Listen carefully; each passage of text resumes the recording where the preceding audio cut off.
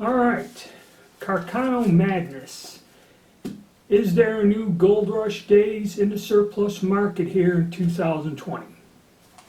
Okay, as we've known, anyone who collects Milsup, the past few years things have been kind of dry. There's really not a lot of stuff coming on the market in quantity and in good quality.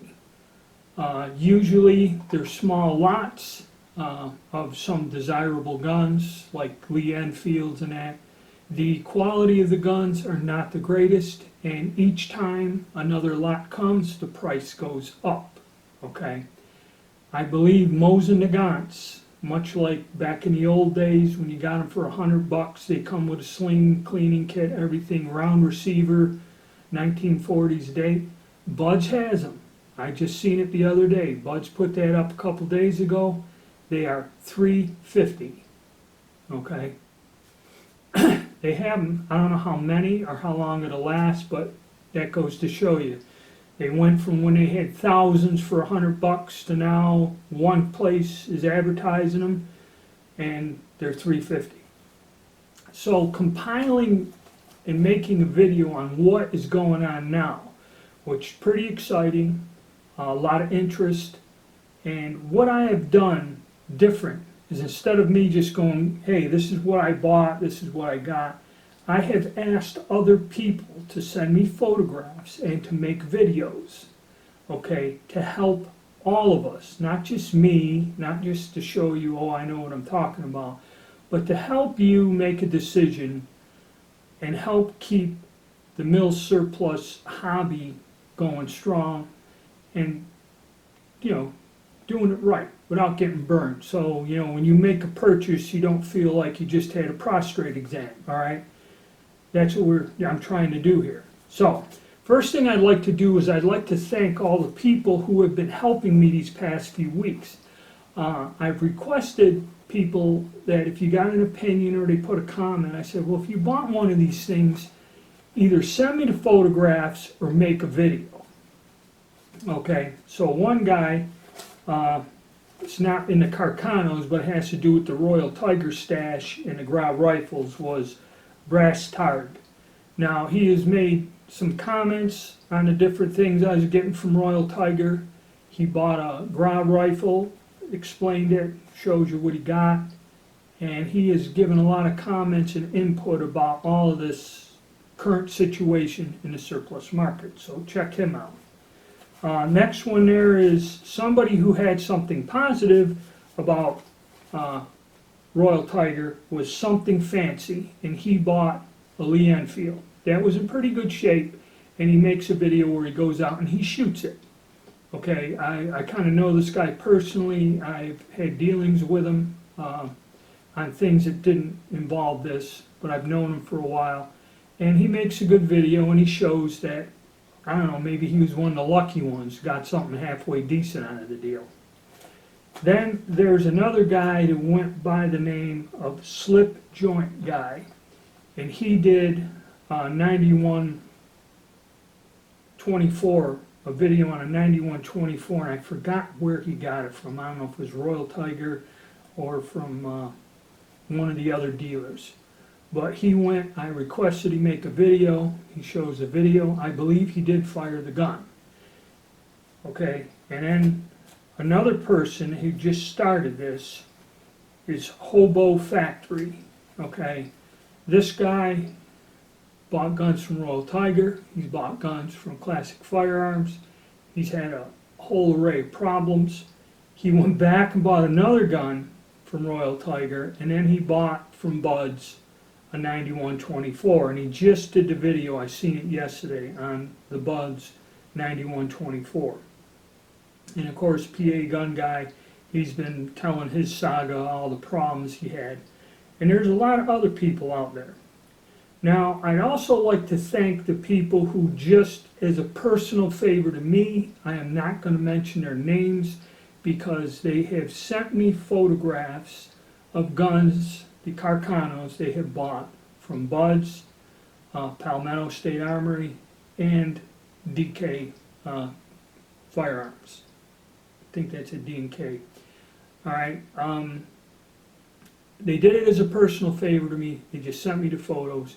And from these photographs, their guns are all a little bit different. There's markings and things on there, and I'm seeing these samples where I can make a decision and definitely tell you what to do.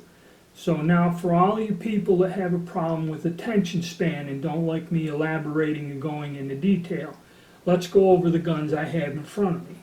Okay, the DK Firearms up here is a Carcano M91 TS Troop Special. This gun has the older style bayonet lug. Now you will find these guns, and in the photograph it shows what is a model 91 TS/28, is they changed the nose cap, stock, and that. You can either get one that is manufactured after 1928, or you can get an older one. This has a 1916 or 17 date on the barrel. It's a World War I gun. Okay, that has been modified. Okay, reworked and modified. So there are three different variations: a modified older one, a newly manufactured one after 28, or these old original ones, which are difficult to find. Okay, this is a tough find, this gun. This 91 TS with World War I date, that's not that easy. You'd look for a while to get one. So, DK Firearms, okay, definite buy. Buy them at $250, the gun is well worth it. This gun, for some odd reason, and I will do videos on each of my purchases in detail. So, this gun, for what it is, okay, it is an actual carbine. They are original, in original condition. Okay, this gun, a little bit, it's used, worn. And the thing is, they are advertising them like Royal Tiger in fair to good condition. Actually, the bore on this gun is mint. Okay, I cleaned it out. The bore is perfect on this gun, which is highly unusual for a gun this old. Okay. The gun actually is in very good to very good plus condition. Okay, not good, not fair to good, next grade up. Yes, it's not perfect. There's dings and little gouges in the stock and all this other stuff. But for a gun that's well over 100 years old, to have a bore and everything the way it is, at $250, it is more than worth it. So if you're thinking of getting a 91 TS, want an original model, DK Firearms, buy. Okay. Next one down here is the 91/24. The difference between these two little carbines is this was a long rifle and was cut down. Okay, you can tell very visible is the sight. This has a little smaller sight. This has the long rifle sight that has been modified. Okay, a little bit of controversy on this with the gain twist rifling. When you saw the barrel off, it kind of throws the rifling off, makes the rifle somewhat inaccurate. Okay, I've done some work. I did a video on it. All right, I can trick these out and get them to shoot straight. Okay, this gun came from Palmetto State Armory. When it showed up, it had cosmoline in it. This one was a lot better. This one was like almost cleaned. This one was not. So when I looked down the front of the bore, it kind of looked good until after I cleaned it out, cleaned the cosmoline out and everything. Now, a lot of people have been complaining about rust, and this one guy from Bud's, oh, I got this gun from Bud's, it's rusted, blah, blah, blah. There's some truth into this. Again, this gun also, they're listed as fair to good. It is very good condition. The only drawback on this one, or the only thing I seen, was when I cleaned it out, right in front of the throat, there's some light pitting. That's from the old corrosive primers. There's actually no way around that. But the rest of the bore, vast majority of it, has real sharp, nice rifling, and the pitting is just in front of the chamber, or the chamber of the rifle, the first inch or so. And that's from the old corrosive primers. It's not horrible. The gun will probably shoot well. Okay. The muzzle's not worn out. and the upper end of the barrel. So even if it gets past the pitting and goes, it can probably stabilize the bullet this gun should shoot.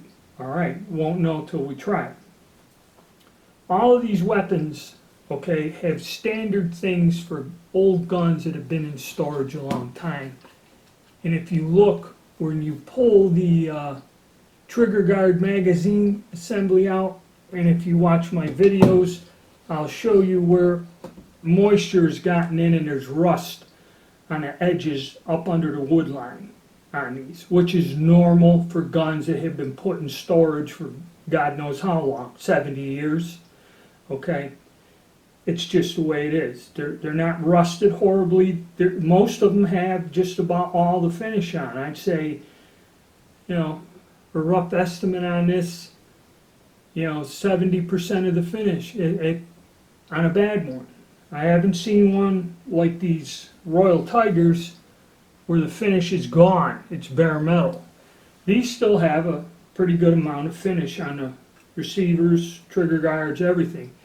They're one of these has some nicks in that on it, but nothing horrible. The stocks are fairly decent. Okay, some are used, some are not. Okay, so this one from Palmetto State Armory, and I have another one of these coming from Buds, but I won't get it for a few days. At $250, it's a buy. Okay, granted the bore's not perfect, but it is good enough. It is better than what you find on average. Okay, it is. And when you see the videos, the details of the condition, I'll go into that in the video that's coming up in a little while. I'll post that. But yes, these guns are in better than what is advertised condition. They're a lot better than what has been coming in from Royal Tiger. And I strongly suggest you buy, even from Buds. Now, I've seen pictures from the guns that other people have bought from Buds, and some of them are in nicer shape than what this example is here. Okay. And now we get into where they're coming from. I had a big argument saying I really didn't believe these guns came from the Italian law enforcement like they said they did. The reason for that is back in the 80s and 90s, all the European countries that had these stores of old guns got rid of them at that time. France, England, all of that stuff came on the market. It's all a political monetary deal.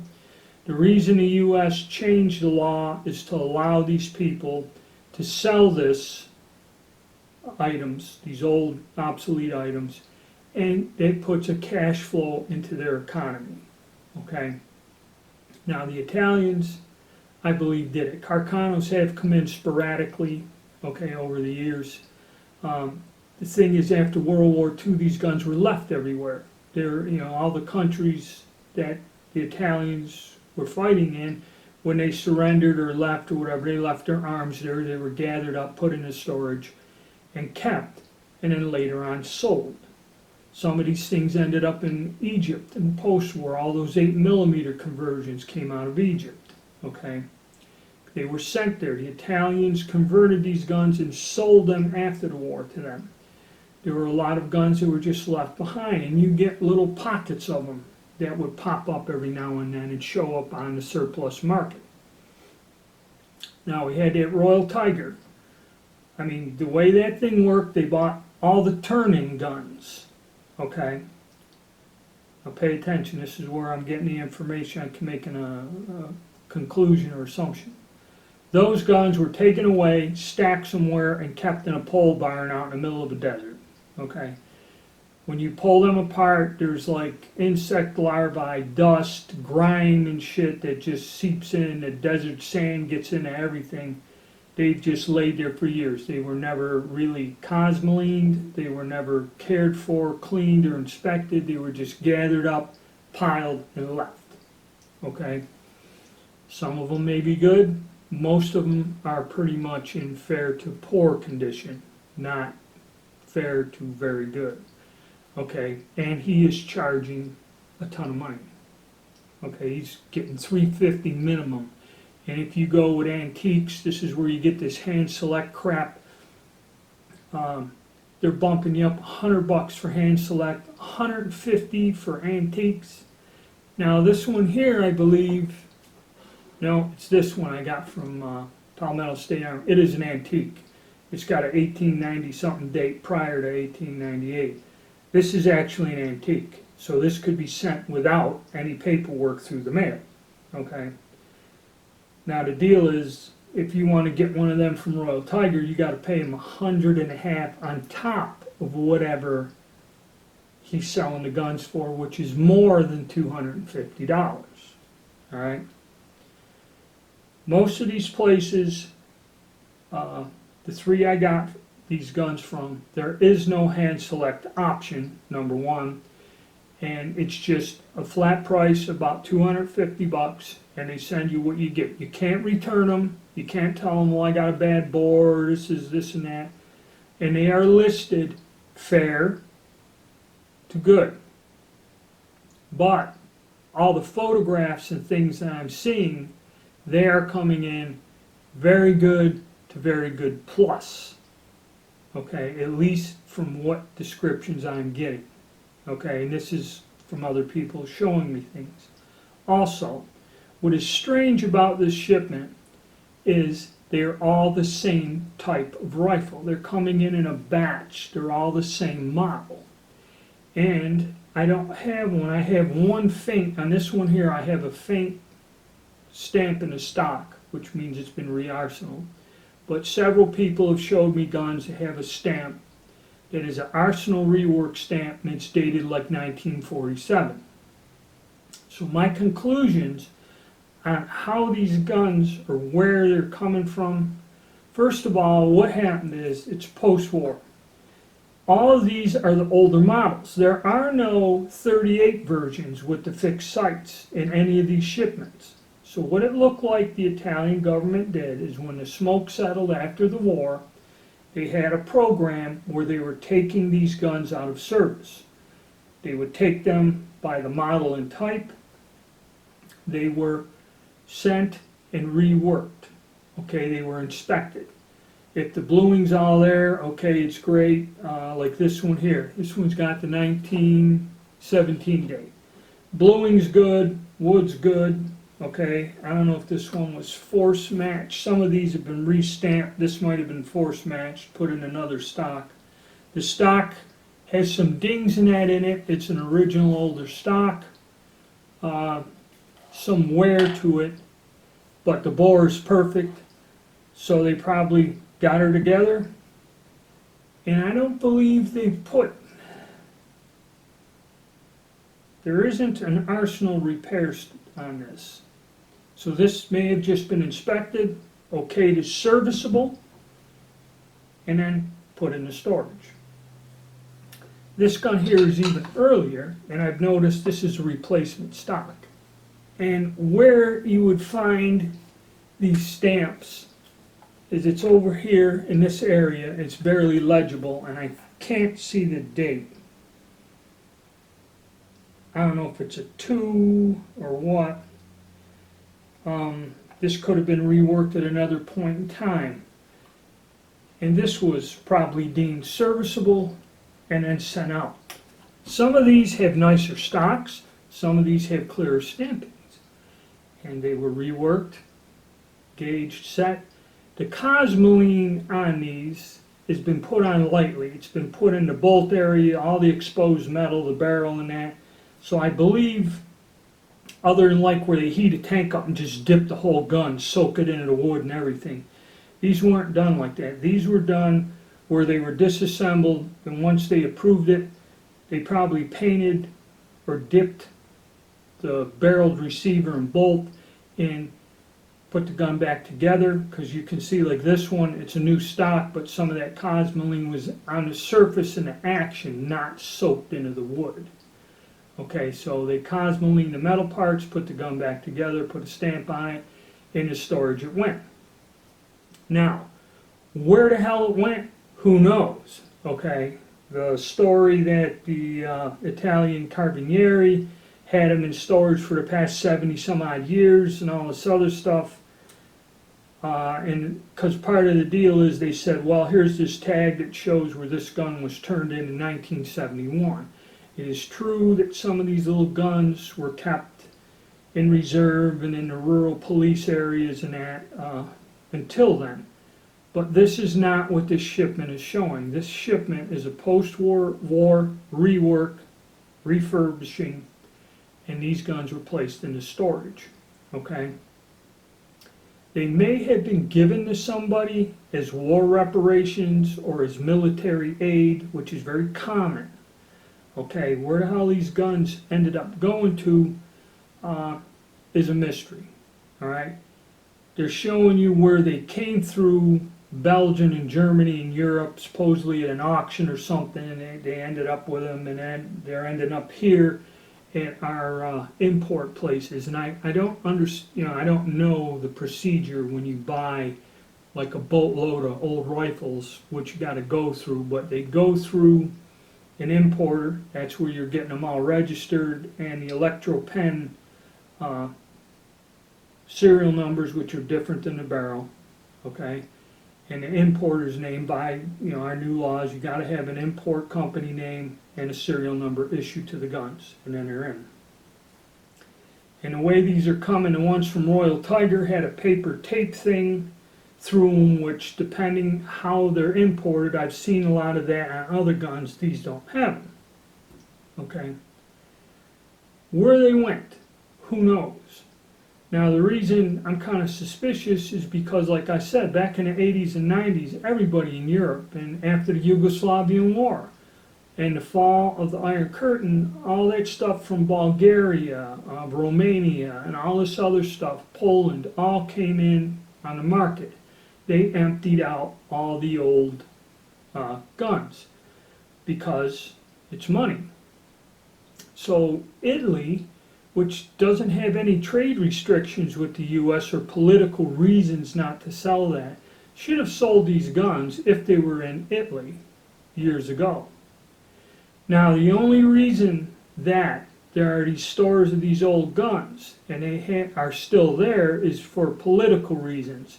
Some of these countries were not on good terms with the U.S. Now, these guns could have been sent post-war to a country that, for some political reasons, whatever, or the U.S. just doesn't want a huge amount of cash going in to a regime or a certain government. We're not allowed to sell these on the open market. Now times have changed. The world economy really sucks. So somehow I think somebody got a bunch of these guns from somewhere, and they don't really want to tell you where for political reasons, but all of that does, that's just my thoughts on it, and it doesn't matter, because what you're getting is something we do not find that much anymore, is guns that have been preserved for 70 years in their original condition, that were inspected and refurbished by the country of origin. So the factories that made them. This wasn't done in a workshop in Pakistan, okay, where guys are repairing a tractor trailer and reworking the rifles. This was all done in Italy. They were put in a storage, and however or wherever, you probably will never know the truth, but they showed up on the market, and they've showed up in good condition, in large quantities, and at a reasonable price. Okay? So, yes, big red flag. These are a buy. And actually, if you can afford it, buy more than one. Okay? Because I don't know if we'll ever see anything like this again, much like the Mosin Nagants. And like I said, people were buying them all day long for $100. You might even step up to some nicer stuff. I mean, you used to have to pay maybe $120. But now for the plain simple versions, they do trickle in $350. So much like the Austrian straight pulls, I think they're selling them for $60 a piece when they had train loads of them. Now they're a $200, $300 gun. Okay, or actually no, more like $350. I haven't seen any of them little 95 carbines going for less than that. So this is a very unusual opportunity. This is a time to buy. That's my opinions on it. I'm going to make videos going on about collecting Carcanos. I'm going to make videos about the ammunition. I'm going to make videos where I take these apart, examine them. That's going to be next. I'm going to go and shoot these. I'm going to talk about the ammo. So this opens the floodgates while the topic is hot and people watch my videos. I'm going to make them. And there are a lot of videos that I've already made about the Carcanos. I've made about reloading for them. I've shot the different models, okay, and went out and tested these. So please, subscribe to my channel, search my channel for the videos. They were made 3, 4, some of them 5 years ago, okay. They're not, I didn't list them currently, but they are out there. I did a lot of work with this rifle system, ammunition. I talk about the sights and the different sights on them, which sight picture to use. I placed a lot of time and effort, and the work is already there. Even my cast bullet load. Look up cast bullets for the 6.5 Carcano. I explain to you how I make that load. I even tell you what the load is, okay, because there's been several people. What's the load data? What's the load? It's already out there. Just look for it. All right. And I'd like to thank everybody for staying tuned. Thanks for you that have gone all the way to the end of the video. And I am going to work with this. So now is the time. If this has helped you and saved you some time and money and helped you make a decision, a little support coming my way to help me keep going on. I'm actually ordering more stuff to do more experimentation with bullets and get ammunition to where we can reload it, or advise you on what to get to shoot these accurately, depending how deep you want to go into this. So a little bit of support. There's a PayPal Pay Me link at the bottom of this video. If you could throw something my way, great, okay? But stay tuned, more to come. This is a lot of excitement, something different, something we haven't seen in a while. So there's going to be more content on this as we go along.